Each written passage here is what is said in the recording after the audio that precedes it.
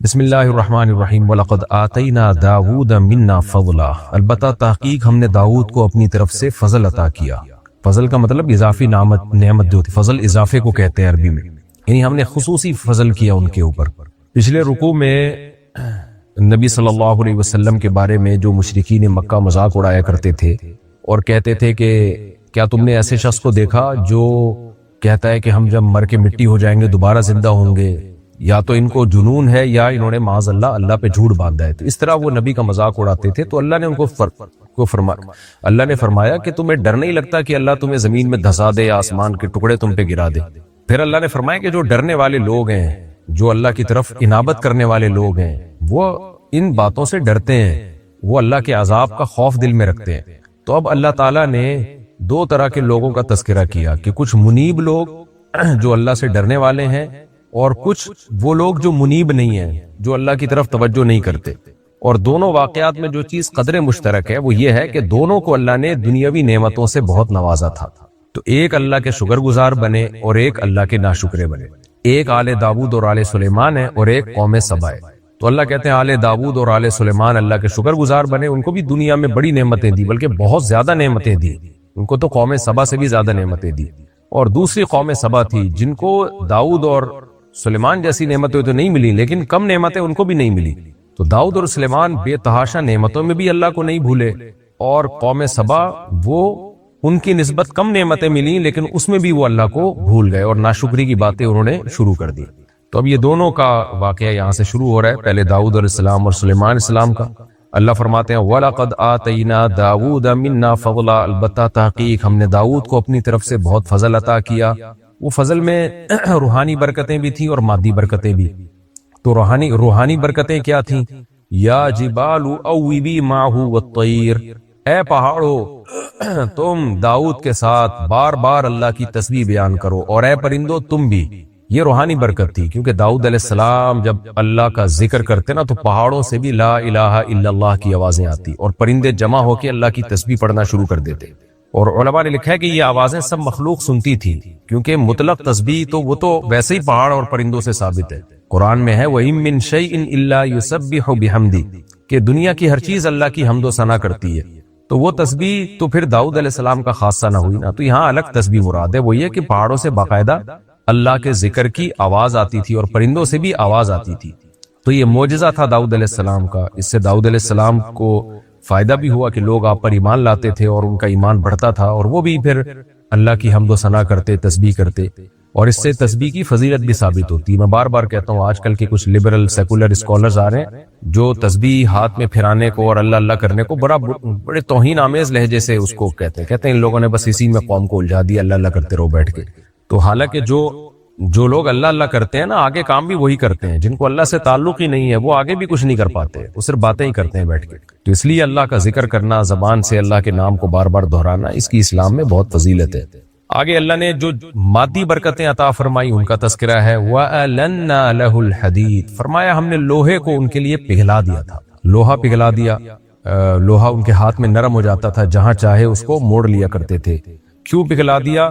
اس وجہ سے کہ انعمل سابغات، اس لوہے سے اب آپ اپنے ڈیفنس کو، اپنے دفاع کو مضبوط کریں گے۔ آپ ایک بہت پاورفل ایک اسٹیٹ بنائیں گے جس کے پاس ایک مضبوط آرمی ہوگی، اور اس کے پاس ایک بہت زبردست اسلحہ ہوگا، اور اس کے پاس اپنے ڈیفنس کا انتظام بھی ہوگا، تاکہ آپ پوری دنیا میں اللہ کے نظام کو نافذ کر سکیں، لڑائی میں آپ کو شکست نہ ہو۔ انعمل سابغات، آپ زرہیں بنائیں، یعنی جنگی جو لباس ہوتا ہے، کہا جاتا ہے کہ جنگی لباس جو لوہے کا لباس پہنا جاتا ہے نا، آپ نے دیکھا ہوگا جو ہسٹوریکل موویز جن لوگوں نے دیکھی ہوئی ہیں کہ پہلے زمانے میں تلوار سے بچنے کے لیے کیسے بڑی بڑی جنگی لباس پہنے جاتے تھے، جنگی ٹوپیاں پہنی جاتی تھیں۔ خود غزوہ احد میں نبی صلی اللہ علیہ وسلم نے جنگی ٹوپی پہنی ہے، لوہے کی ٹوپی ہوتی تھی جو آپ کو تلوار اور تیر کے اور نیزے کے وار سے بچاتی تھی۔ تو کہا جاتا ہے کہ اس کے بانی داؤد علیہ السلام۔ تو بڑی بڑی زرہیں بنائیں، وقدر فی السرد، اور جوڑنے میں ایک اندازہ سے کام لیں آپ، یعنی ایک مینجمنٹ کے تحت جوڑیں۔ دیکھیں کچھ چیزیں ایسی ہوتی ہیں جو واقعہ کا بظاہر اہم پہلو نہیں ہوتی، لیکن اللہ اس کو ہائی لائٹ کرتا ہے، اس میں کوئی نہ کوئی بڑا سبق چھپا ہوا ہوتا ہے۔ اتنا کہہ دینا کافی تھا کہ آپ زرہیں بنائیں، ظاہر ہے جب ہم زرہیں بنائیں گے، جنگی لباس پہنائیں گے تو ان کو سینہ بھی تو پرونا بھی تو پڑے گا نا، کڑیوں سے جوڑنا پڑے گا تاکہ موویبل ہوں، وہ آسانی سے آپ کی باڈی کے ساتھ ایڈجسٹ ہو جائیں۔ لیکن اللہ نے الگ سے اس کا تذکرہ کیا کہ اس کے جوڑ میں انداز، یعنی اندازے کا مطلب یہ نہیں کہ اندازے سے کام لیں جس کو اردو میں کہا جاتا ہے اندازہ، بلکہ قدر کا مطلب باقاعدہ مینجمنٹ ہونی چاہیے۔ تقدیر عربی میں مینجمنٹ کو کہتے ہیں۔ آڑی ترچھی کڑیاں نہیں ہونی چاہیے، ایک خاص اندازے کے تحت جو جس کے قد کے لحاظ سے جو زرہ بنائی جا رہی ہے تو اسی کے زرہ کے لحاظ سے وہ کڑیاں بہت ہی سوٹیبل ہونی چاہیے کہ کتنی موٹی ہوں، کتنی ان کی لمبائی ہو، اور کتنی وہ کرو ہوں، اور کس دھاس سے بنائی جائیں وہ، اور کتنا ان کو فولڈ کیا جائے، اور ہر لحاظ سے، تاکہ بہت ہی آرام دہ لباس بن سکے۔ تو یہ اللہ کیوں بتا رہے ہیں؟ اس لیے کہ اللہ تعالیٰ کو ہر چیز میں مینجمنٹ پسند ہے۔ کوئی بھی کام جب آپ کریں تو ایکسیلنسی کے ساتھ کریں، اور جنگ میں ڈسپلن کی اور ایکسیلنسی کی فوج میں بہت زیادہ ضرورت ہوتی ہے۔ دنیا کی کامیاب فوجیں ہمیشہ ان میں ڈسپلن ہوتا ہے، ان کا ہر کام میں ایکوریسی ہوتی ہے۔ لیکن جہاں پینڈو پن ہوگا، جہاں کوئی ڈسپلن نہیں ہوگا، آڑا ترشا کام ہوگا، جیسے کہ آج ہمارے ہاں مسلمانوں میں ہو رہا ہے، تو فوج تو کسی حد تک اس بدنظمی سے بچی ہوئی ہے، لیکن جو عام ہمارے ملکوں کے حالات چل رہے ہیں وہ آپ دیکھ لیں، سب کے سامنے ہیں، تو اس سے قومیں ترقی سے رک جاتی ہیں۔ جاپان میں گیا تو میں نے وہاں دیکھا ان لوگوں میں کہ کس طرح ان لوگوں میں ڈسپلن ہے، اور جس چیز کو بھی وہ بناتے ہیں تو بہت ہی اس میں ایکوریسی پیدا کرنے کی کوشش کرتے ہیں، کام کو ٹرخاتے نہیں۔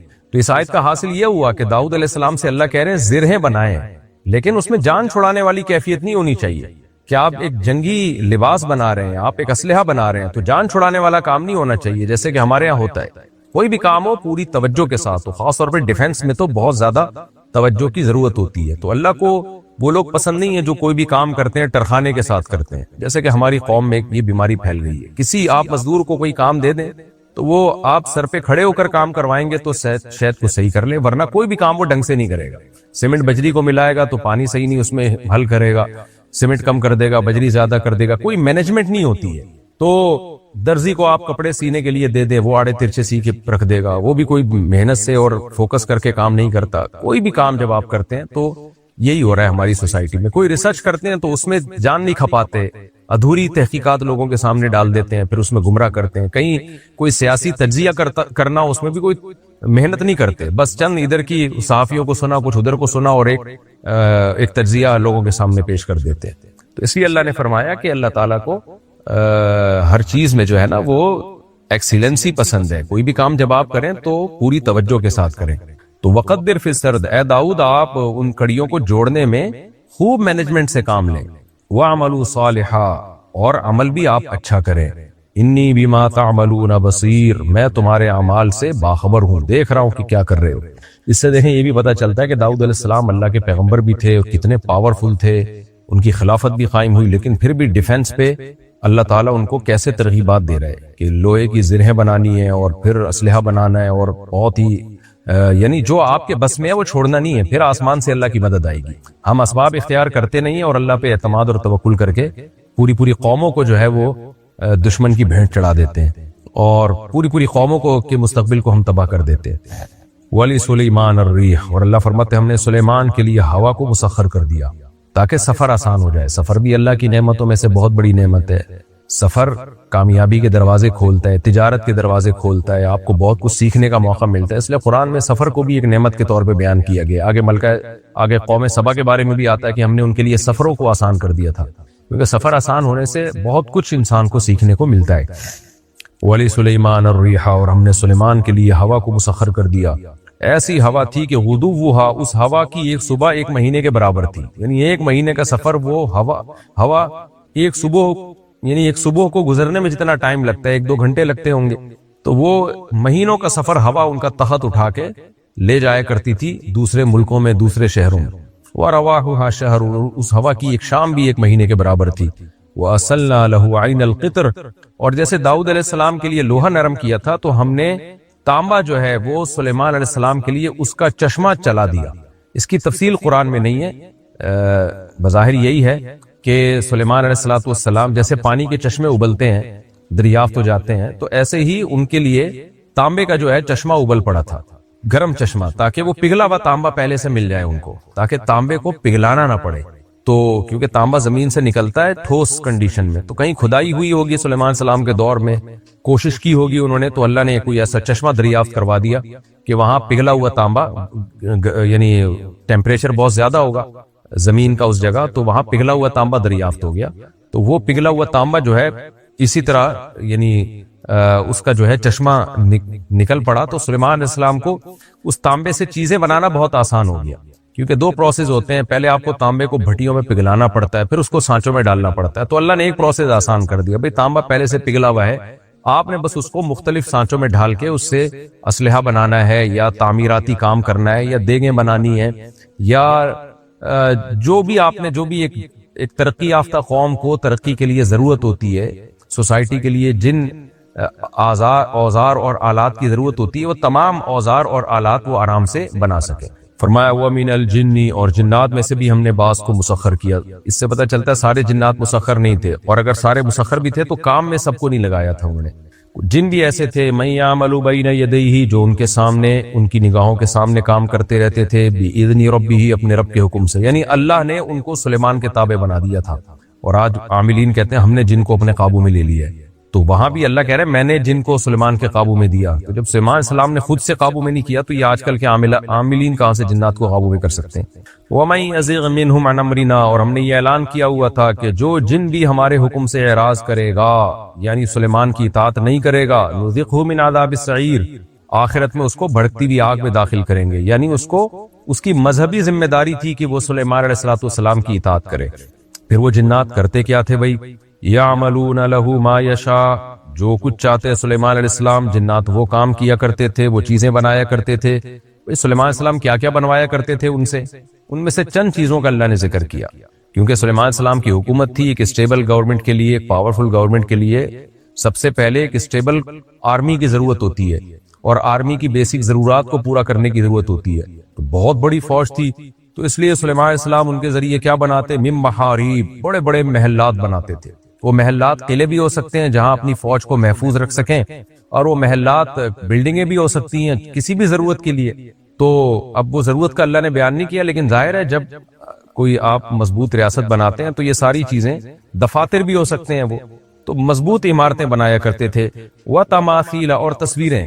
اب تمثال کا لفظ مطلق تصویر کو کہتے ہیں، کسی بھی چیز کو دیکھ کے جب آپ کاپی کر کے اس جیسی شبیہ بناتے ہیں اس کو تمثال کہتے ہیں، چاہے وہ جسم والی ہو یا دیوار پر ہو.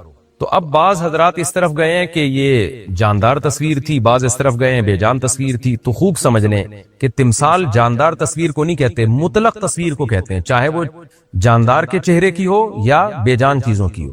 تو یہ جو بعض لوگوں نے اس سے استدلال کیا نا کہ تصویر سازی اسلام میں جائز ہے، یہ استدلال بالکل غلط ہے، اس لیے کہ تمثال کا اطلاق مطلق تصویر پر ہوتا ہے. تو اس میں جاندار کی تصویر بھی داخل ہو سکتی ہے، بے جان بھی. تو ہمیں حدیث سے پتہ چلتا ہے کہ تصویر حرام ہے. تو اس سے پتہ چلتا ہے کہ یہ تصویر ظاہر ہے سلیمان علیہ السلام حرام کام کیوں کریں گے. تو اس سے پتہ چلتا ہے کہ بے جان چیزوں کی تصویریں تھیں. اس کا مقصد کیا ہوتا تھا؟ کسی چیز میں خوبصورتی پیدا کرنا، حسن پیدا کرنا، یعنی زینت بھی اسلام میں جائز ہے نا. تو ایسی تصویریں بنایا کرتے تھے درختوں کی، اور مختلف یادگار کی طور پہ کوئی تصویریں ہوتی ہوں گی، وہ تصویریں بنایا کرتے تھے. اس میں کیا حکمت تھی قرآن نے بیان نہیں کیا. زینت بھی مقصود ہو سکتی ہے، جب آپ پینٹنگ کرتے ہیں تو اس سے دیواروں میں، پردوں میں ایک زینت پیدا ہو جاتی ہے. تو کوئی بھی تصویریں تھیں وہ بہرحال بنایا کرتے تھے. اور بعض علماء اس کے قائل ہیں کہ بھئی ہو سکتا ہے یہ جاندار کی تصویریں، اور ہو سکتا ہے اس وقت اس امت میں تصویر سازی حرام نہ ہو، ہماری امت میں تصویر سازی کو حرام قرار دیا. تو یہ جواب بھی دیا گیا ہے، لیکن یہ تھوڑا کمزور جواب ہے، اس لیے کہ ہم اگر پچھلی کتابیں دیکھتے ہیں تو اور تاریخ اٹھا کے دیکھتے ہیں تو ہمیں بہت سارے قرائن ملتے ہیں کہ تصویر سازی صرف اسلام میں حرام نہیں ہے، تمام آسمانی مذہبوں میں تصویر سازی حرام رہی ہے. حضرت مفتی تقی عثمانی صاحب نے اس پر ایک بڑی زبردست تحریر لکھی ہے، میں نے تقریباً 20-25 سال پہلے پڑھی تھی، اس میں حضرت نے حوالے دیے تھے. تو اب اس حوالوں کا تذکرہ کرنے کی ضرورت اس لیے نہیں کہ یہ ٹاپک بہت اہم نہیں ہے. وجہ اس کی ہے کہ ہمیں تو اپنی شریعت کو فالو کرنا ہے نا. ان کی شریعت میں اگر یہ ثابت ہو جاتا ہے تصویر سازی جائز بھی تھی تو ہماری شریعت میں بہرحال حرام ہے، ہمیں اجازت نہیں. لیکن حضرت مفتی تقی صاحب کا جو میں نے تحریر پڑھی تھی اس میں حضرت نے حوالے دیے تھے کہ ان حوالوں سے یہ ثابت کیا کہ تصویر سازی جو ہے پچھلی امتوں میں بھی حرام رہی ہے. اور یہ یہود و نصارہ میں جو بیماری آئی ہے نا، خاص طور پر عیسائیوں میں، حضرت مریم کی شبیہ بنانا، حضرت عیسیٰ کی، اور اس طرح کے بت بنانا، یہ انہوں نے اپنے مذہب سے بغاوت کی ہے. یعنی مذہب کی مخالفت کی ہے. تو تصویر سازی، جاندار کی تصویر بنانا، یہ ہر مذہب میں حرام رہا ہے، یعنی آسمانی مذاہب میں. تو اس سے یہی معلوم ہوتا ہے کہ تمثال سے بظاہر یہی معلوم ہوتا ہے کہ یہ بے جان چیزوں کی تصویریں حضرت سلیمان علیہ السلام بنوایا کرتے تھے جنات کے ذریعے. وجفان، اور بڑے بڑے پیالے، یعنی پیالے تو جفان کا مطلب تو پیالے، کل جواب کا مطلب بڑے بڑے، یعنی حوض جیسے، تالابوں جیسے پیالے، بڑے بڑے پیالے ہوتے تھے تاکہ جو ہے اس میں بہت بڑی کوانٹٹی میں کھانا تیار ہو سکے یا کھانا کھایا جا سکے. تیار تو دیگوں میں ہوتا ہے جن کا آگے ذکر آ رہا ہے، تو کھانا کھانے کے لیے بڑے بڑے پیالے ہوتے تھے. تو ہو سکتا ہے سینکڑوں فوجی ایک ہی وقت میں نمٹ جاتے ہوں، اور تاکہ جو ہے فوج کی بیسک ضرورتیں پوری ہوں اور آگے وہ لڑائی کے لیے کام کر سکے. تو یہ تمام اسباب جو کسی ریاست کو دفاعی لحاظ سے مضبوط بنانے کے لیے ضروری ہیں، یہ تمام اسباب اللہ نے سلیمان علیہ السلام کو دیے تھے. وجفان کالجوابی وقدور الراسیات، اور گڑی ہوئی دیگچیاں، تو وہ بھی بڑے بڑے دیگڑے ہوا کرتے تھے جن میں کھانا پکتا تھا. کیونکہ جو فوجی لوگ ہیں وہ تو نہیں ملازمت کر سکتے تھے نا اپنے بیوی بچوں کا پیٹ پالنے کے لیے، تو ان کو حکومت کی طرف سے وظیفہ دیا جاتا تھا، ان کو سلیمان علیہ السلام کی طرف سے کھانا دیا جاتا تھا. تو اجتماعی کھانے ہوتے تھے، جب سینکڑوں لوگوں کے لیے کھانا پک رہا ہے تو بہت بڑے بڑے دیگڑے ہوتے تھے، ان میں وہ کھانا تیار ہوا کرتا تھا. تو وہ دیگ بنانا اس زمانے میں وہ بھی ایک بڑا چھمبے کا کام تھا نا، کہ اتنا بڑا دیگ ہم بنائے کیسے. تو اللہ نے یہ اسباب و وسائل دیے، اور جہاں انسانوں سے سلیمان علیہ السلام نے کام لیے وہاں جنات سے بھی کام لیے. اور قرآن میں دوسرے مقام پر آتا ہے کہ وہ جنات اور بھی کچھ کام کیا کرتے تھے. سمندر کی تہ میں غوطے لگاتے اور ہیرے جواہرات نکال کے لاتے. وہ ہیرے جواہرات بڑے مہنگے بکا کرتے تھے.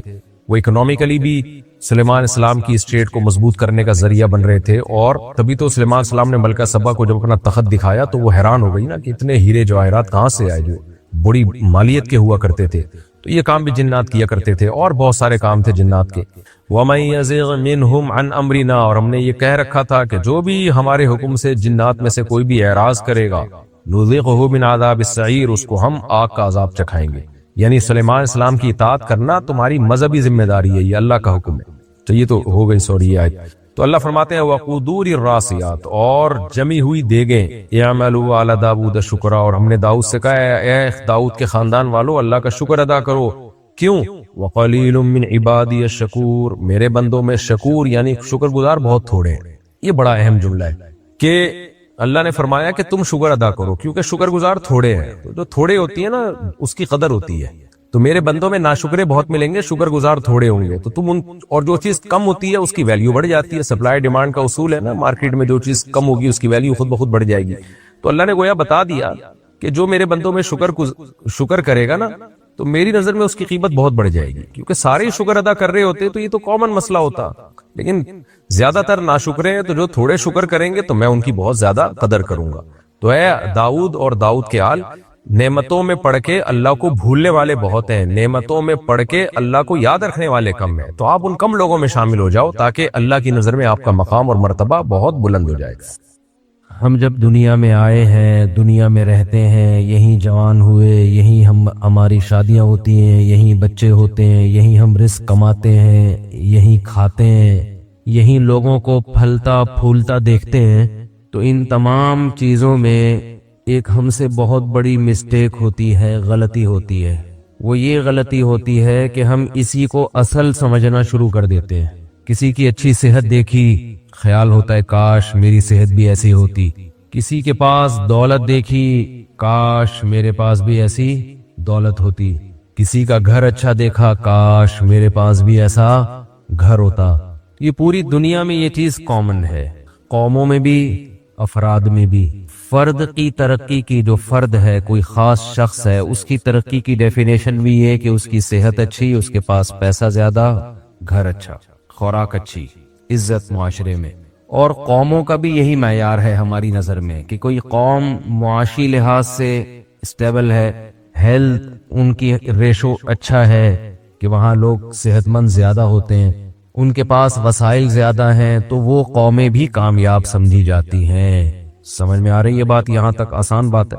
بندہ ہو، گھر ہو، قومیں ہوں، سب کا ہماری نظر میں ایک ہی معیار ہے. چند چیزیں ہیں جو پوری دنیا جس کے پیچھے بھاگ رہی ہے، صحت اور معیشت. معاشی لحاظ سے آپ مضبوط ہوں، صحت آپ کی اچھی ہو، یہ دو چیزیں ہوں تو عزت تو گریبی میں مل ہی جاتی ہے. گریبی بھی تو ہوتی ہے نا کوئی چیز.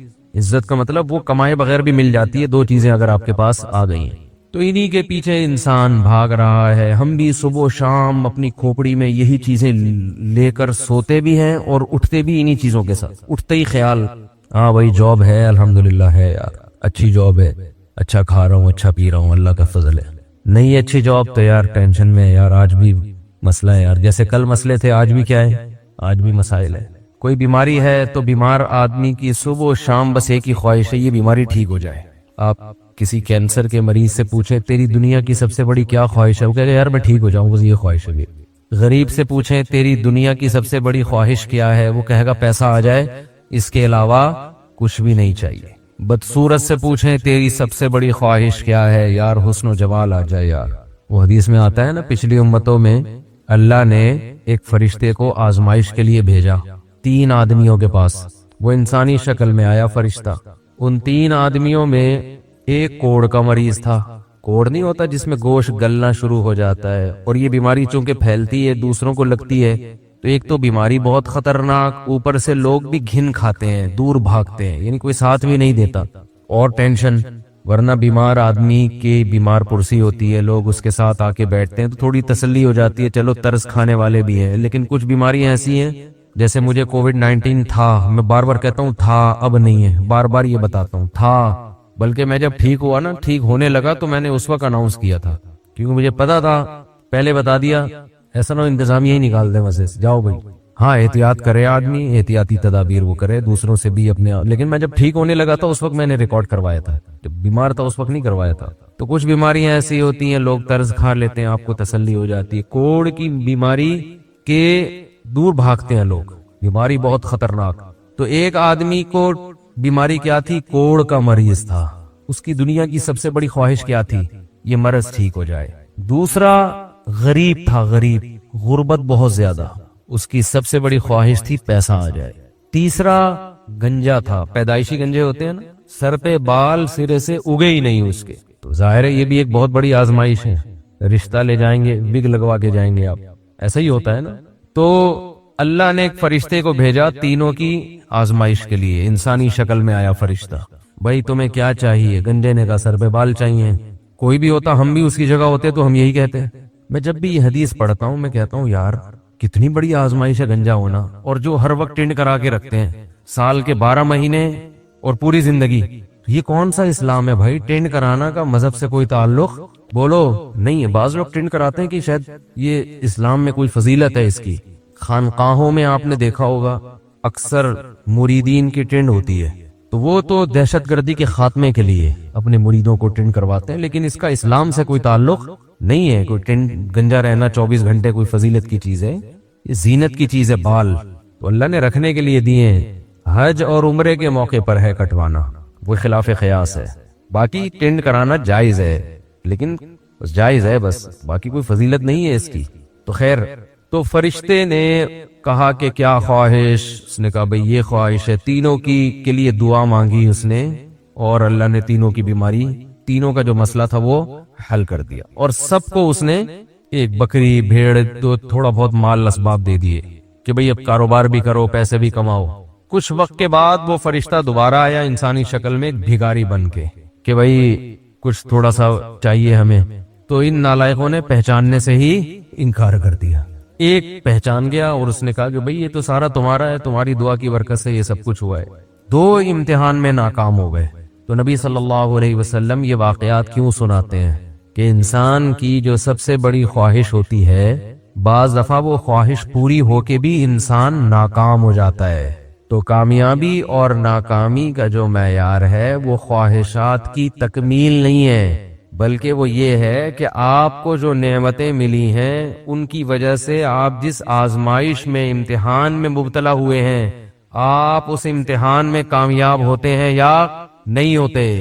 یہ چیز غیر مسلم بولو بھائی نہیں مانتے، جن کو ہم فالو کر رہے ہیں صبح و شام، گوروں کے پیچھے بھاگ رہے ہیں، وہ کہتے ہیں پیسہ آنا کامیابی ہے۔ اگر کامیابی ہوتی تو پیسے، جس کو پیسہ ملا وہ ناکام کیوں ہو گیا؟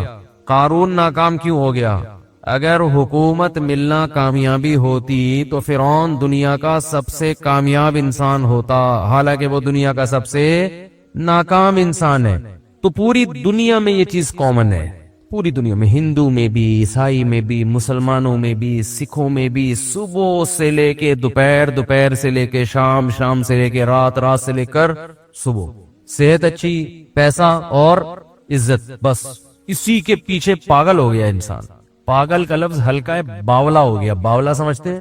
یہ پاگل کی سپرلیٹو ڈگری ہے۔ ہمیں اپنے بارے میں تو پتا ہونا چاہیے نا ہم کیا ہو گئے ہیں، تو پاگل کی سپرلیٹو ڈگری، باولا۔ اور حقیقت یہ ہے کہ جب اپنے حالات میں انسان غور کرے، لوگوں سے ملے، تو ایسا ہی لگتا ہے کہ دنیا کو مسافر خانہ سمجھنا، بولو، چھوڑ دیا۔ صبح شام موتیں دیکھ رہے ہیں۔ ابھی ایک صاحب آئے ہوئے تھے، انہوں نے بتایا کہ کچھ پروجیکٹ چل رہے ہیں کراچی میں، اربوں روپے کی مالیت کے ہوں گے وہ۔ تو جو اونر تھا نا، جو مالک تھا، بہت ارب پتی، بہت پیسہ ہے لوگوں کے پاس۔ اچھا، یہ بات مجھے جو صاحب بتا رہے ہیں وہ بینک کے مینیجر ہیں، ظاہر ہے ان کے سامنے اکاؤنٹ کی پوری ڈیٹیل موجود ہوتی ہے۔ انہوں نے نام نہیں لیا مجھے، کیونکہ یہ تو انلیگل ہے نا، نام نہیں لیا، بس بتایا کہ کراچی کا ایک بڑا تاجر ہے۔ مجھے انہوں نے کہا کہ اس سے میں آپ کی ملاقات کرواؤں گا، کچھ باتیں پوچھنی ہے، اس نے پوچھنی ہے، یا آپ نے اس کو کچھ نصیحت کرنی ہے۔ عجیب بات آپ دیکھیں، دوبارہ میری ان صاحب سے جب ملاقات ہوئی تو انہوں نے کہا کہ اس کا انتقال ہو گیا۔ اس کا، بولو بھائی، بولنے میں تو کوئی حرج نہیں ہے نا، اس سے دماغ میں، دل میں بات بیٹھتی ہے۔ کیا ہو گیا؟ انا للہ، اتنا بڑا آدمی، 20 گاڑیاں دائیں بائیں چلا کرتی ہیں اس کے، بہت پیسہ، کوئی سیاسی جماعت کے نہیں ہے، بیٹھے بیٹھے کیا ہو گیا بھائی؟ انا للہ۔ بھائی انا للہ کی کوئی وجہ بھی تو ہوتی ہے، کووڈ ہوا تھا، کیا ہوا تھا، پتہ نہیں کووڈ تھا نہیں تھا، لیکن ٹینشن، اتنا پیسہ کہ جب پیسہ آتا ہے تو بڑی خاندانی بات کی انہوں نے، اور کہا گورے یہ کہتے ہیں کہ جب پیسے کا گراف بڑھتا ہے نا، اوپر جاتا ہے، تو موت کا چانس بھی اسی حساب سے، موت کا گراف بھی اسی حساب سے اوپر جاتا ہے۔ سمجھ رہے ہو؟ جیسے جیسے پیسہ آئے گا نا، مرنے کے چانسز بھی اتنے ہی حساب سے بڑھتے چلے جائیں گے۔ گوروں کی ریسرچ ہے، گوروں کی۔ لہذا جیسے جیسے پیسہ آ رہا ہے تو ایسے آدمی کو اپنی زندگی بچانے کے لیے غریب آدمی کی نسبت زیادہ محنت کرنی پڑتی ہے۔ سمجھتے ہیں؟ کچھ نہیں تو نیپ والے آج کل پیچھے پڑے جاتے ہیں، وہی ٹینشن دے دے کے مار دیتے ہیں، نہ کرنا نہ کرانا کچھ نہیں ہے، خامخواہ کی کیا ہے ٹینشن، بلا وجہ آ کے پوچھیں گے کہاں سے آ رہا ہے، کدھر جا رہا ہے، کیا کر رہا ہے، کیوں کر رہے ہو، یہ حساب دو، وہ حساب دو۔ آخرت کے حساب سے پہلے اتنا حساب شروع ہو جاتا ہے، ویسے ہی ایک دماغ میں ٹینشن۔ میں نے بڑے بڑے تاجر دیکھے، بینک اکاؤنٹ ہی نہیں ہے، اکاؤنٹ ہی نہیں ہے، لاکر میں سب پیسے۔ کیوں بھائی اکاؤنٹ تو کھولو؟ کہہ رہے نہیں بھائی، اکاؤنٹ بنائیں گے تو گورنمنٹ تنگ کرے گی۔ اب آپ اندازہ لگاؤ، حکومت کا کام لوگوں کے مال کی حفاظت ہوتا ہے، لیکن یہ غیر مسلموں سے آئی ہے یہ چیز۔ اصل میں ہمارے ہاں نا، جو گورے جو کچھ کر رہے ہیں نا، کیونکہ ترقی کی انہوں نے، عزت ان کی ہے نظروں میں، تو اب ان کے ہر الٹے کام کو بھی ہم کیا کرتے ہیں؟ سیدھا بلیک منی کو وائٹ۔ بلیک اور وائٹ کی ڈیفینیشن وہ نہیں ہے جو گورنمنٹ بتاتی ہے ہمیں۔ دیکھو، چرس بیچ کے پیسے کمائے، ٹیکس دے دیا، گورنمنٹ کہتی ہے وائٹ منی ہے۔ کیا یہ شراب بیچ کے پیسے کمائے، ٹیکس دے دیا تو وائٹ منی ہے؟ اسلام کہتا ہے ٹوٹلی بلیک ہے، ٹھیک ہے نا، چاہے کتنا بھی ٹیکس دے دو۔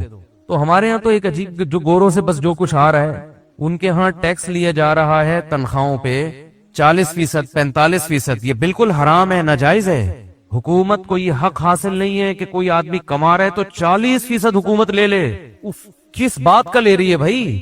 اسلام میں گورنمنٹ جو ہے وہ لوگوں کے مال کی مالک نہیں ہے۔ نبی صلی اللہ علیہ وسلم نے ارشاد فرمایا، لا یحل مال امرئ مسلم الا بطیب نفس منہ، کسی کا مال اس کی مکمل دل کی خوشی کے بغیر حلال نہیں ہے، حلال نہیں ہے۔ نہ گورنمنٹ کے لیے، نہ کسی باپ نہیں زبردستی چھین سکتا بیٹے سے، الا یہ کہ جو اس کا جائز حق ہے۔ تو گورنمنٹ اگر ٹیکس لیتی ہے نا، تو اس ٹیکس کا اصول یہ ہے کہ انتہائی شدید مجبوری میں، اس کی مثال ایسے ہے جیسے 4-5 لوگ ایک بلڈنگ میں رہتے ہیں، پانی کی موٹر مشترک ہے، خراب ہو گئی، اب موٹر کی ریپیئرنگ کا کام ہے، کیونکہ ہم بھگت رہے ہیں نا، تو ہم وہی مثال دیں گے جو ہم بھگت رہے ہیں۔ موٹر خراب ہو گئی بھائی، ایک بلڈنگ ہے، اس میں بہت سارے لوگ رہتے ہیں، تو آپ سب مل کے پیسے دینا اس کے لیے، نہیں کچھ ہوتے ہیں ان سے نکلوانا بہت مشکل کام ہو جاتا ہے۔ تو ایسے موقع پہ زبردستی بھی لیا جا سکتا ہے، بھائی آپ بھی اس موٹر کو استعمال کر رہے ہو، سب کی مشترکہ موٹر ہے، جب یہ خراب ہو جائے گی تو مالک مکان کو کہا جائے گا کہ بھائی کرائے سے اس دفعہ پہلے ایڈوانس سے کاٹ لیں ان کے، یہ کہا جائے گا نا زبردستی کی کٹوتی۔ تو یہ اتنی ہی کٹوتی ہوگی جتنی موٹر کی ریپیئرنگ میں خرچ ہو، اس سے زیادہ واپس کرنے پڑیں گے۔ کیا خیال ہے؟ تو گورنمنٹ ٹیکس جو لیتی ہے نا شرعاً، اس کی اتنی گنجائش ہے سب سے پہلی بات یہ کہ آپ اپنے ملک کے وسائل کو بھرپور استعمال کریں. وہ آپ نے استعمال کر لیے پھر بھی وسائل پورے نہیں ہو رہے تو پھر گورنمنٹ لوگوں سے ٹیکس لے گی ان کی تنخواہ اور ان کی ضرورتوں کے حساب سے. ایک ہی لاٹھی سے سب کو ہانکنے کی اجازت بولو نہیں ہے. ایک آدمی کا خرچہ بہت زیادہ ہے, آپ اس سے بھی اتنا ہی ٹیکس لے رہے ہو, اور ایک آدمی کی کوئی ذمہ داری نہیں ہے اس سے بھی اتنا ہی ٹیکس لے رہے ہو, تو یہ کیا ہے بولو؟ یہ تو ظلم ہے. اور کتنا لیا جائے گا؟ 2.5% اللہ لیتا ہے ہم سے سال میں ایک دفعہ, حالانکہ وہ اللہ ہے اور اس کو اپنی مخلوق کا حکومتوں سے زیادہ خیال ہے. یعنی اللہ تعالیٰ کو اپنی مخلوق کا, ہماری گورنمنٹ جتنی بھی حکومتیں آتی ہیں, یہ جتنی بھی دنیا میں حکومتیں ہیں, ان کو اپنی رعایا کا اتنا خیال نہیں ہے جتنا اللہ کو اپنی مخلوق کا. اللہ بھی سال میں ایک دفعہ کتنا لیتے ہیں؟ 2.5%. وہ بھی ہر چیز پہ نہیں, بڑھنے والے مال پہ. جو چیز آپ کے استعمال میں اس میں تو اللہ بھی نہیں لیتا کہ بھئی یہ بھی تو معاشرے کا ایک فرد ہے نا. ارے آپ کے استعمال میں ایک چیز ہے اور آپ سے کہا جائے کہ اس کے اتنا کر کے فلاں کو دے دو, تو یہ بھی تو فلاں کی طرح ہی ایک انسان ہے, اس کو بھی تو ضرورت ہے. تو جس کی چیز ہے اس کو پہلے حق ہے کہ وہ اپنے لیے استعمال کرے. بہت مشکل ہے بات سمجھیں. میرا ٹاپک نہیں درمیان میں آ گیا تو تھوڑا سا اس کو ڈیفائن کر دوں تاکہ آپ کو پتا چلے کہ اسلام اگر نافذ ہو جائے نا تو لوگ سونے کے نوالے کھائیں گے, گندے نظام سے ہمیں نکلیں گے جس کی بیس ہی جھوٹ پر مبنی ہے. یہاں لوگ ٹیکس چھپانے کے لیے جھوٹ بولتے ہیں اور حکومت جھوٹا بنا رہی ہے لوگوں کو. کمپنیوں کو معلوم ہے پوری ارننگ شو کر دی تو کمپنی ٹھپ ہو جائے گی, چل ہی نہیں سکتی. خود لوگ یعنی دیکھو, اگر کرپشن نہ ہو اور اسلام ہو نا تو لوگ اپنی آمدن چھپائیں گے نہیں, کبھی بھی نہیں چھپائیں گے. ان کو پتا ہے بھائی ہم بتائیں گے تاکہ ہمارے پیسے سیو ہو جائیں. اب ان کو پتا ہم نے بتایا تو وہی ہوگا جیسے وہ بیٹھے بیٹھے انا للہ ہو گیا نا, جو سیٹھ صاحب کا جو بتا دیا تھا, بیٹھے بیٹھے کیا ہوا انا للہ, برین ہیمریج ہوا, ٹینشن سے انتقال ہو گیا. تو کسی کا مال لے لینا اسلام میں آسان نہیں ہے بھائی. تو اس کا یہ سارا سیٹ اپ ہمارا غیروں سے آیا ہوا ہے, اور ان کے ہاں کچھ چیزیں بڑی بظاہر دیکھنے میں اچھی لگتی ہیں جن سے ہم بڑے متاثر ہوتے ہیں. کہ ایک کنٹری میرا جانا ہوا, نام نہیں لیتا میں, آج کل ملکوں کا بیانات باہر بھی جا رہے ہوتے ہیں, کہ وہ جناب اتنا اچھا کنٹری, اولڈ ہوم میں بوڑھوں کو بڑی فیسلٹیز مل رہی ہیں اور غریبوں کا بڑا خیال ہو رہا ہے, ماشاءاللہ ماشاءاللہ بڑا مزہ آیا جی, بہت اچھا کنٹری ہے, علاج فری ہے. جن کے یہاں میں ٹھہرا ہوا تھا ان کی 10-12 لاکھ روپے تنخواہ ہوگی پاکستانی حساب سے, 46% ٹیکس دے رہے ہیں گورنمنٹ کو. 10-12 لاکھ میں 4-5 لاکھ کہاں گیا بولو بھائی؟ میں نے کہا یہ کیا, یہ عجیب سی بات ہو گئی. میں نے اس غریب کو کھانا کھلانا ہے, اس امیر کی جیب سے بٹوے سے پیسے نکال کے اس کو کھلا دیا, تو یہ کون سا کمال کر دیا بھائی ہم نے؟ نہیں یار یہ بات میرا خیال ہے, یہ کون سا کمال ہو گیا کہ آپ نے جبری کٹوتی کی 40-46%. بھائی ایک آدمی کما رہا ہے, آپ بہت ہی کوئی ضرورت ہو تو ایک حد تک آپ, یہ بھی تو ظلم ہے نا. کسی غریب کو کھانا کھلانے کا آپ بڑا احسان کہ میں نے 10 غریبوں کو کھلایا. کیسے کھلایا؟ میں نے 20 غریبوں کی جیب سے پیسے نکالے اور ان کی تنخواہ, آدھی تنخواہ لے کر غریبوں کو کھلا دیا. تو اب جناب میں کالر اونچے کر کے گھوم رہا ہوں. کفر میں ایک بات یاد رکھو, کفر میں کوئی خوبی نہیں ہے. کفر کی جو خوبیاں ہیں نا یہ صرف ہاتھی کے دانت دکھانے کے ہوتے ہیں. آپ ان کی گہرائی میں جاؤ گے تو آپ کو پتا چلے گا کہ کفر جہاں بھی ہے وہاں گیٹ اپ بہت اچھا ہے, نعرے بہت اچھے ہیں, دعوے بہت اچھے ہیں, اندر سے کھوکھلے ہیں. یہ دنیا کو دکھانے کے اصول کچھ اور ہوتے ہیں اور اللہ کو راضی کرنے کے اصول کچھ اور ہوتے ہیں. یہ کیا بات ہے کہ بھائی آپ اپنی قوم کی تربیت نہیں کر رہے کہ جوان آدمی بوڑھے باپ کو اپنے گھر میں رکھ کے پالے. وہ کیوں کہہ رہا ہے کہ میری تنخواہ سے حکومت آدھا کٹ کرے اور میرے ابا کو اولڈ ہوم میں کھلائے؟ یہی ہو رہا ہے کہ نہیں ہو رہا؟ مثال کے طور پر یہ صاحب جن کی 10-12 لاکھ تنخواہ ہے اور 46% گورنمنٹ کاٹ رہی ہے ان کے, اب یہ تو مسلمان تھے ایسا نہیں کریں گے لیکن یہ برے ہوتے, تو کیا ہوگا کہ جیسے ہی ابا 60 سال کے ہوئے, ابا کہاں ٹرانسفر ہو گئے اولڈ ہوم. اب یہ اپنے ابا کو اس 10 لاکھ میں سے 1 لاکھ بھی منتھلی خرچ کرتے, باپ کی دعائیں لیتے. کیا خیال ہے؟ عزت کے ساتھ ابا گھر میں رہتے, ابا کو اپنی تنہائی دور کرنے کے لیے رینٹ بندہ والوں سے رابطہ نہ کرنا پڑتا. ایک رینٹ کار ہوتی ہے, ایک رینٹ بندہ بھی ہوتا ہے. نہیں یاری بات سمجھ میں ہوتا ہے نا رینٹ. اب تو ان کنٹریز میں رینٹ بندہ بھی ہو گیا ہے کہ بندہ آئے بوڑھے آدمی کی تنہائی دور کرے بیٹھ گئے. تو یہ کون سا قانون ہے میرے بھائی کہ آپ نے اپنے ابا کو اولڈ ہوم میں جمع کرا دیا اور گورنمنٹ آپ کی آدھی تنخواہ کاٹ کے آپ کے ابا کو وہاں کھلا رہی ہے. حالانکہ آپ اگر گھر میں رکھتے تو آدھی سے بھی آپ اس سے اچھا کھلا سکتے تھے ان کو, اور باپ کی دعائیں بھی لیتے.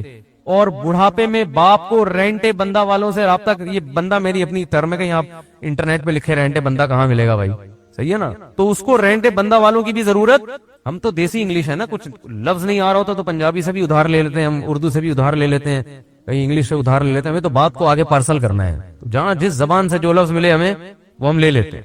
یہ اردو میں ایک بڑی خاصیت یہ بھی ہے کہ یہ کسی بھی زبان سے لفظ ادھار لیتے ہوئے شرماتی بالکل بھی نہیں ہے, یہ اردو کی خاصیت. اور اردو میں ہر لفظ جچتا ہے, ہر چیز ایڈجسٹ ہو جاتی ہے اس میں. تو کفر جو ہے نا, کفر یاد رکھو یہ دکھانے میں دیکھنے میں بہت اچھا ہے, حقیقت میں جب اس کی گہرائی میں جاؤ گے تو آپ کو پتا چلے گا کہ ان کی بیس ہی غلط ہوتی ہے چیزوں کی. تو ایک کنٹری آپ کو کھاتے پیتے لوگ مل رہے ہیں, بہت اچھا, تو کیا اچھا ہے یار, جو آدمی کما رہا ہے اس کو تو اس کا حق مل نہیں رہا. اگر میرے اندر کوئی قابلیت ہو, میں 12 لاکھ روپے 10 لاکھ روپے 15 لاکھ کما رہا ہوں, تو وہ مجھے فائدہ ہونا چاہیے نا اس کو, اس کا. آدھے اٹھا کے آپ نے گورنمنٹ کو دے دی اور کہتے ہیں بڑا زبردست نظام ہے ٹیکس کا. کیا نظام ہے؟ لوگوں کی جیبیں کاٹ کاٹ کے لوگوں کو کھلا رہے ہو تم. اسلام شخصی ملکیت کا قائل ہے کہ سب سے پہلا اس کا حق ہے جو کما رہا ہے, اس کے بعد دوسروں کا ہے, سب سے پہلے اس کا حق ہے. اور اس کو اسلام نے مجبور کیا ہے, ترغیب دی ہے کہ تم اپنی مرضی سے کھلاؤ, اپنی مرضی سے لوگوں کی خدمت کرو. وَيُطْعِمُونَ الطَّعَامَ عَلَى حُبِّهِ مِسْكِينًا وَيَتِيمًا وَأَسِيرًا. یہ نہیں فرمایا کہ ہمارے نیک بندوں سے گورنمنٹ ٹیکس لے کے غریبوں کو کھلاتی ہے, نا نا نا نا, قرآن میں کہیں بھی نہیں ہے. فرمایا ہمارے نیک بندے جو کچھ کماتے ہیں اپنی مرضی سے اس میں غریبوں کو, مسکینوں کو, یتیموں کو کھلاتے رہتے ہیں, اور کہتے ہیں انما نطعمکم لوجہ اللہ, ہم تمہیں گورنمنٹ کو خوش کرنے کے لیے نہیں کھلا رہے کہ گورنمنٹ کہے گی وائٹ منی ہے, نا نا نا نا نا نا, ہم تمہیں اس خدا کو خوش کرنے کے لیے کھلاتے ہیں جس نے ہمیں یہ رزق دیا ہے. یہ گورنمنٹ نے تھوڑی دی ہے, تو اللہ نے دیا ہے. اللہ کے لیے خرچ کرنا آسان بھی ہے, مزیدار بھی ہے, اور دگنا خرچ کر لیتا ہے انسان. حکومتوں کے بارے میں پوری دنیا میں لوگوں کو پتا ہوتا ہے کہ یہ جبرن ہمارے پیسے لیتے ہیں اور ہم پہ خرچ نہیں کرتے, اس لیے ہر آدمی اپنی رقم چھپاتا ہے. تو آپ اپنے ٹیکس کے نظام کو اچھا کرو, پھر دیکھو لوگ دیں گے, بڑھ چڑھ کے دیں گے. لوگ ہمیں بھی کہتے ہیں کہ آپ لوگوں کو ترغیب دیں, ٹیکس دیا کریں, آپ یہ کیا کریں, آپ لوگ اپنی آمدن شو کریں. میں نے کہا کوئی بھی نہیں کر سکتا, کوئی بھی نہیں کر سکتا, یہ جو کرے گا مرے گا. وہ نظام اتنا گندا ہے. ڈیم کا جب ہوا تھا نا سلسلہ, لوگوں نے کہا تھا کہ آپ نے عمران خان کی فلاں تقریر کی تعریف کی ہے تو ڈیم کے لیے وہ چندہ کر رہا ہے, آپ اعلان کریں. میں نے کہا ہم کیوں اعلان کریں, ہمیں کیا پتا وہ چندہ کہاں جائے گا بھائی, وہ چندہ کس کی پینٹ میں جائے گا, ڈیم بنے گا کہ نہیں بنے گا, لوگ ہمیں آگے ماریں گے کہاں گیا. ہم نے کہا ہمیں کیا بھائی, انہوں نے کہا اچھا پھر مخالفت میں کریں. ہم نے کہا مخالفت میں کیوں کریں, ہمیں کیا پتا, ہو سکتا ہے صحیح جگہ لگ جائے. تو جب تک ہمیں پتا نہیں ہے ہم تو نہیں کریں گے بھائی اعلان. پانی پلانے کے فضائل تو لوگوں کو ویسے ہی سنا دے آدمی. تو شکر ہے نہیں کیا چندہ, بہت لوگوں نے مجھے اصرار کیا تھا, اللہ کا بڑا فضل ہو گیا, ورنہ ابھی آپ لوگ نہیں مجھے چھوڑتے. کہاں گیا ڈیم, کہتے نا ڈیم کہاں ہے. وہی ہے نا کہ یہاں تو لوٹا نہیں بھرتا, واش روم میں جاؤ نا, نل کا کھولو, اللہ کے توکل پہ بیٹھتا ہے انسان واش روم میں. آج اللہ اگر لوٹا بھر گیا یہ تیری عظمت ہے, رزق کے دروازے تو نے کھول دیے, ورنہ بیٹھے رہو. یہاں ایک واش روم ہے پیچھے پبلک ٹوائلٹ, میں یہاں سے گزر رہا تھا تو دھپ دھپ دھپ دھپ آوازیں آ رہی ہیں اندر سے, یہ پانی نہیں ہے. تو شکر ہے ہم نے دیکھ لیا, ورنہ وہ بیٹھے رہتے صبح. ایک دفعہ ہمارے ایک دوست کی کال آئی, میں نے اٹھائی, کہ میں نے خیر میں کالیں اٹھاتا نہیں, ان کی قسمت جاگ گئی تھی اس دن. میں نے کال اٹھائی, کہہ رہے واش روم میں بیٹھا ہوا ہوں, پانی نہیں ہے, خدا کے لیے کہیں سے پانی کا انتظام کروا دیں. میں نے کہا تو مجھے کیوں فون کر رہے ہو, کہہ رہے ہم نے کئی لوگوں کو کیا جس کا لگ گیا, بس آپ کا فون لگ گیا. تو خیر بات جو اصل شروع کی تھی میں اس کو جلدی سے سمیٹتا ہوں. یہ تو میں نے یہ ٹیکس کی بات اس لیے کی ہے کہ ہم لوگ غیر مسلموں سے بہت متاثر ہیں. ہمیں کیا سسٹم ہے, علاج فری اور یہ فری اور وہ فری. وہ فری کچھ بھی نہیں ہے, زبردستی لوگوں کی جیبوں سے لے کے. ہاں سسٹم, ایک نظام بہت اچھا ہے. اچھا کا مطلب یہ کہ ہر چیز سسٹمیٹک ہے, بہت ایک گرفت مضبوط ہے. مثلا اگر 40% کسی کی تنخواہ سے کاٹنا ہے تو وہ کٹے گی لازمی ہی, وہ آپ پیسے کھلا کے تنخواہ کو کٹوتی سے بچا نہیں سکتے. اور ہمارے ہاں سسٹم ہی نہیں ہے, تو ہمارے ہاں تو صرف مذہب کی بیس پہ لوگ چل رہے ہیں. ورنہ یہ لوگ, ہم لوگ اگر گورے ہوتے اور اپنے اللہ نہ کرے اپنے بوڑھے والدین کو گھروں سے نکالتے کہ اولڈ ہوم میں جاؤ, تو سڑکوں پہ سو رہے ہوتے بیچارے. یہ تو شکر ہے ہمارے ہاں وہ نظام نہیں ہے, ہم گھروں میں رکھتے ہیں. تو بعد میں یہ عرض کر رہا تھا کہ اتنا بڑا تاجر اور بیٹھے بیٹھے انا للہ و انا الیہ راجعون, یہ ہے دنیا, اٹ از کالڈ دنیا. تو اتنی موتیں اپنی سامنے میں نے بھی دیکھ لیں, آپ نے بھی دیکھ لیں, اتنے لوگوں کو مرتا دیکھا. اور موت ایسی ظالم چیز ہے, وہ یہ نہیں دیکھتی کہ آپ کی بچی کی ابھی شادی ہونے والی ہے, آپ ابھی پہلی یا دوسری کی تیاری کر رہے تھے, آپ کی ابھی جاب لگی ہے, تنخواہ کا پہلا دن ہے آپ کا بیٹا ابھی جوان ہوا ہے, یا یہ کہ آپ کے ابا کو آپ کی ابھی ضرورت ہے, یا معاشرے کو آپ کی ابھی ضرورت ہے, कुछ भी नहीं देखती, कोई भी किसी भी टाइम पे मर सकता है। मैं अक्सर इस मौके पे एक वाकया बयान करता हूँ। हमारे एक दोस्त थे आलिम, बड़े मालदार भी, इकलौते बेटे अपने वालिद के, उन्होंने पढ़ा लिखा के उनको आलिम बनाया, बहुत पैसा खर्च किया और हर लिहाज से उनको बेफिक्र कर दिया। वो थे भी बड़े ज़हीन और बड़े परहेजगार, और बहुत खूबसूरत भी थे। सारी चीजें जमा हो जाएं, दीन की खिदमत का जज्बा भी, दीन का मजबूत इल्म भी, खानदानी एतबार से भी, और यंग बिल्कुल। तो हमारा जब हम तालिब इल्म थे, हमने कहा यार अल्लाह इनसे बहुत काम लेगा, ये बहुत कुछ बड़े बनेंगे ये। तो हाई रूफ में कहीं जा रहे हैं पीछे बैठे हुए, तो कुछ औबाश किस्म के लड़के कराची में, वो रीवो या वीगो टाइप की कोई गाड़ी थी बड़ी, उसमें गलत ओवरटेक किया उन लड़कों ने और हिट किया, ऑन द स्पॉट उनकी डेथ हो गई। अच्छा, एक रात पहले मेरे से गपशप हुई, बहुत अच्छी गपशप हो रही है हमारी, और गपशप भी क्या हो रही है, बहुत माजरत के साथ, मैं उनको दूसरी शादी की तरगीब दे रहा था। मैंने कहा आपके पास इतना पैसा है, आप खूबसूरत भी हैं माशाल्लाह, इल्म भी आपके पास बहुत है, तो आपको चाहिए किसी बेवा से दूसरी शादी कर ले। बेवा से मैं तरगीब दे रहा था उनको। उन्होंने कहा यार मेरी घर वाली राजी नहीं है, मेरी वाइफ मेरे फड्डे कर रही है, मैंने बात चलाई है, एक दिन पहले भी हुई थी ना, तो बात चलाई है, बड़ा मसले हो गए, ये नहीं हो सकता, इट इज इम्पॉसिबल वगैरह वगैरह, आजकल नहीं। मैंने कहा भाई देखो, मैंने उनको ये समझाने की कोशिश की कि आप अगर मर जाते हैं तो आपकी बेगम बेवा हो जाएगी, वो सारी जिंदगी बैठी रहेगी फिर ऐसे, तो इस चीज को मुआशरे में प्रोमोट करें। मैंने कहा आप भी मर सकते हैं, मैं भी मर सकता हूँ, कोई और भी मर सकता है, तो जो हालात दूसरी औरतों के वो इनके साथ हो जाएंगे। तो आप एक इसकी बुनियाद रख लें, ताकि अल्लाह न करे आप मरते हैं तो कोई आपकी बेवा से कर ले, आपके बच्चों को कोई सरपरस्त मिल जाएगा। 2-3 बच्चे थे उनके, कोई सरपरस्त मिल जाएगा आपके बच्चों को, कोई जो है वो, और जाहिर है कि खानदान में ही करता है ना, यानी खानदान वाले करें तो ठीक है, गैरों में थोड़ी बच्चे जा सकते हैं। तो मैंने कहा हिम्मत करें, बहुत हिम्मत दिलाई है जी, मैंने घंटा लगा दिया होगा उनके ऊपर। फिर आखिर में कहने लगे इस जमाने में अदल बहुत मुश्किल है, बराबरी नहीं हो सकती। मैंने कहा आपको अल्लाह ने पैसा भी दिया, आप मुत्तकी भी माशाल्लाह हमारी राय में, और लोग भी कहते हैं आप परहेजगार आदमी हैं, आपके जो पूरे खानदान से दीन के मामले में टक्कर लेने के वाकयात भी मुझे मालूम है। उनके बड़े वाकयात थे कि एक दफा उनको कहीं शुबा हो गया कि मेरे वालिद की जो कमाई है उसमें कुछ शुबा है, तो वो घर से बाइकआउट कर लिया उन्होंने कि मैं नहीं खाऊंगा। फिर वो पता चला नहीं ऐसा नहीं है। मैंने कहा आपने कई मौके पे दीन के मामले में पूरे खानदान से टक्कर भी लिया है, तो इसका मतलब आप में हौसला भी है। इसके बावजूद भी अगर आप अदल नहीं कर सकते, तो फिर मैंने कहा ये कुरान से 4 शादियों वाली आयतें निकाल दें, ये ऐसे ही अल्लाह ने नाजिल कर दी हैं, दुनिया में कोई भी अदल कर ही नहीं सकते। तो अल्लाह ने बस जनरल नॉलेज के लिए बता दिया कि 2 भी कर सकते हो मजबूरी में, लेकिन प्रैक्टिकली ये मुमकिन नहीं है। तो वैसे ही आ गई, मैंने उनको समझाने के लिए, हंसने लगे, माने फिर भी नहीं। मैंने देखा है कि जब मैं दलाइल के अंबार लगाता हूँ लोग हंसते हैं, मुझे पता होता है मानेंगे फिर भी नहीं, बस हंसते हैं, मुस्कुराते हैं, वेल डन, जबरदस्त दलाइल आपके, अस्सलाम वालेकुम, जा रहा हूँ। ऐसा ही हुआ। अगले दिन 12 बजे मुझे खबर आई कि उनके एक्सीडेंट में इंतकाल हो गया। उफ, मुझ पे बड़ी क़यामत गुजरी। उनके घर वालों का हमारे घर वालों के पास फोन आया कि वो रात आए थे और कहने लगे कि मैं भी एक करना चाहता हूँ, किसी बेवा से कर लूंगा। तो जाहिर है खवातीन तो इस पे रद्द अमल करती हैं, जो एक नेचुरल है बिल्कुल। कह रही मैंने इतना रिएक्शन किया कि सुबह जाने से पहले उन्होंने कहा कि बेफिक्र रहो, मेरा इरादा नहीं है, खामखा में टेंशन ना लो। अच्छा, मैंने अब बात चल पड़ी है तो ऐसी अपनी निजी बातें करनी नहीं चाहिए, लेकिन चल पड़ी है तो अब बस अल्लाह की तरफ से हो गया, ये मेरा कोई इरादा नहीं था ऐसी बातें। तो मैंने उस वक्त ताजा ताजा दूसरी की हुई थी और बहुत मोस्ट वांटेड बना हुआ था मैं कि जहां मिले कूटो इसको पकड़ के। मैं ठीक ठाक टेंशन में था उन दिनों में। तो उनके घर वालों ने हमारे घर वालों को फोन किया कि आपको जो गम पहुंचा है ना कि आपके मियाँ ने दूसरी की है, वो मेरे गम से बहुत कम है। आपके बच्चों के पास बाप भी है, आपकी एक सोकन आई है, बस मुझे जो गम पहुंचा है, मेरे मियाँ रात को बात करके गए हैं और फिर एग्रीमेंट किया नहीं करूंगा, तो मैं तो सिरे से मियाँ से ही महरूम हो गई। मेरे जहन में ये बात आई कि ये इत्तेफाकी वाकया नहीं है, ये कोई इत्तेफाकी हादसा नहीं, अल्लाह की तरफ से मसलहत थी इसमें। और मैं बयान भी इसी वजह से कर रहा हूँ कि मुझे इसमें बड़ा सबक मिला। तो ये वाकया भी है तकरीबन 15 साल पुराना, जो मैं बयान कर रहा हूँ 15 साल पुराना वाकया है। तो वही हुआ, 12 बजे दिन में कॉल आई कि उनका इंतकाल हो गया। घर वाले बेवा, उनकी वाइफ बेवा हो गई, बच्चे यतीम हो गए। वही फिर सबको पता है हमारे मुआशरे में दोबारा शादी आसान काम बोलो भाई नहीं है, वो होती भी है तो उस जैसा तो नहीं मिलता। दूसरी कर रहे होते हैं हम जैसे, जिनको लोग वैसे ही कहते हैं ये ट्रैक से हटे हुए लोग हैं, या वो बहुत ही कोई मखनचू टाइप के लोग होते हैं, वो कर रहे होते हैं।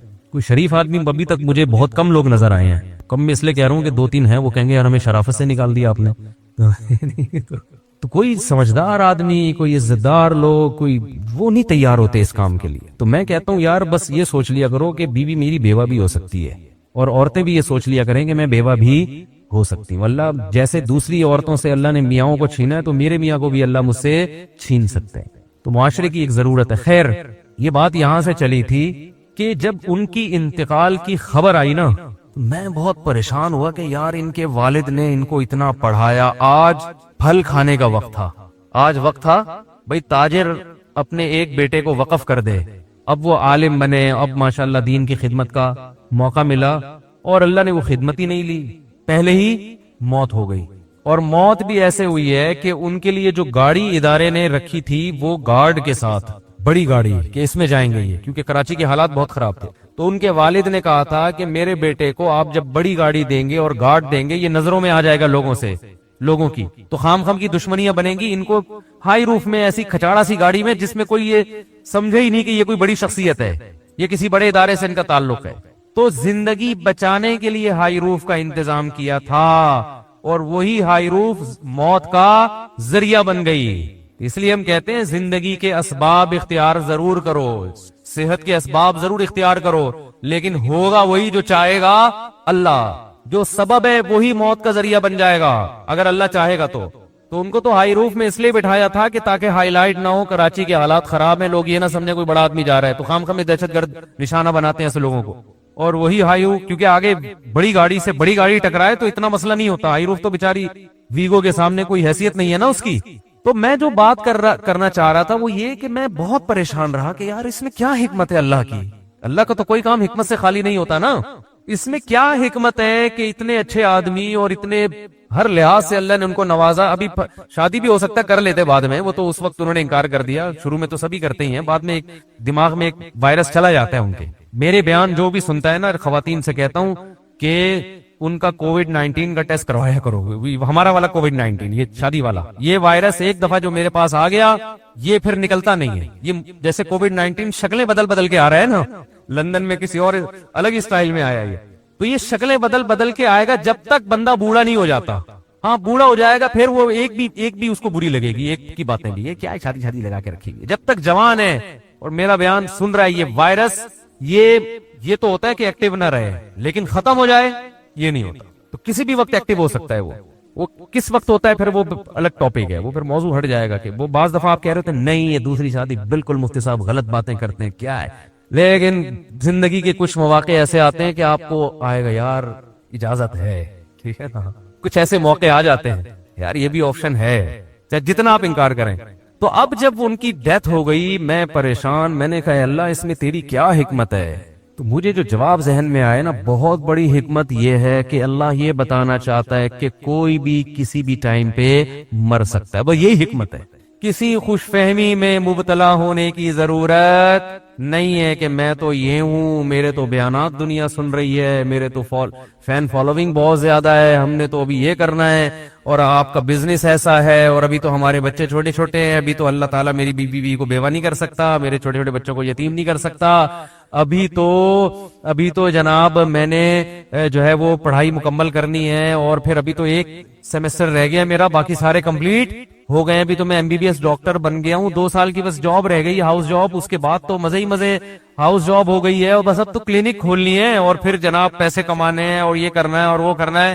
بھائی جان کوئی بھی کسی بھی ٹائم پہ مر سکتا ہے, ایسا اللہ کی طرف سے کوئی گارنٹی نہیں ہے, سمجھ رہے ہو, بلکہ اللہ دکھائے گا. اور یہ انگریزوں میں بھی ہوتا ہے جن کی صحتیں ہم سے اچھی ہیں. کل ایک ڈاکٹر صاحب سے بات ہو رہی تھی, یورپ میں ہوتے ہیں, انہوں نے کہا کہ گوروں کی یہاں صحت اتنی اچھی ہے, لیکن حیران ہوتے ہیں کہ 27 سال جوان لڑکا جس کی خوراک بھی بہت ہی حساب و کتاب سے اور فزیکل فٹنس کا ٹرینر ہے, لوگوں کو گائیڈ کر رہا ہے, وہیں کی یونیورسٹی پڑھا ہوا, لیکن ایسی بیماری ہو جاتی ہے کہ ہم حیران ہوتے ہیں اس کو کیسے ہو گئی.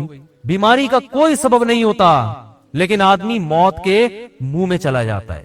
تو وہ خود یہ کہہ رہے تھے کہ بس یہ اللہ کے کام ہے, سب کچھ سائنس نہیں ہے, سب کچھ اسباب نہیں ہے. تو میں نے ان کو ڈاکٹر صاحب کو بھی یہی کہا, میں نے کہا اللہ اصل میں یہ بتانا چاہتے ہیں کوئی بھی دنیا میں کسی بھی ٹائم پہ مر سکتا ہے. جو اللہ نے دعویٰ کیا نا مسافر خانہ ہے, متاع الغرور, دھوکے کا گھر ہے, تو اللہ کی بات غلط تھوڑی ہو سکتی ہے. اگر یہ دنیا ایسی اللہ بنا دے کہ آپ اپنی صحت کا بہت خیال رکھ رہے ہو, تو آپ نے واقعی 90 سال ہی جینا ہے, سب کے ساتھ ایسا ہی ہونا شروع ہو جائے, تو یہ دھوکے کا گھر تھوڑی ہوگی.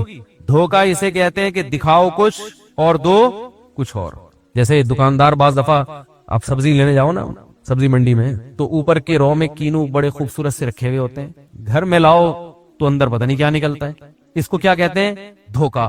تو اللہ نے بھی بار بار قرآن میں کہا ہے کہ متاع الغرور یہ دھوکے کا سامان ہے، دار الغرور ہے، دھوکے کا گھر ہے. تو دھوکے کا مطلب یہی ہے کہ دنیا جب آپ کو خوبصورت خواب دکھائے گی، آپ سمجھو گے یار ابھی یہ ہو جائے گا، ابھی یوں ہو جائے گا، ابھی ایسے ہو جائے گا، ابھی تو بڑا بچہ ہو جائے گا. پتہ چلے گا کہ جی سارے پلان آپ کے 2 سیکنڈ کے اندر خاک میں مل جائیں گے. تو اس لیے عقل مند لوگ اس دنیا کے لیے کوشش کرتے ہیں، اس دنیا سے دل بولو نا، بولنے میں کیا ہے، آپ کو دماغ میں اتروانا چاہتا ہوں بھائی. یہ باتیں چاہیں تو ہم ایک سینٹنس میں مکمل کر سکتے ہیں. اگر میں یہاں بیان کے لیے بیٹھوں میرے کو دیکھو دنیا مسافر خانہ ہے، بس بیان کمپلیٹ ہو گیا، آپ جائیں اپنے گھر، آیت کا حوالہ دے دیا ہم نے، ختم ہو گئی بات. تو یہ جو اتنی لمبی تقریر ہوتی ہے، یہ تو ایک چھوٹی سی بات کو کھوپڑی میں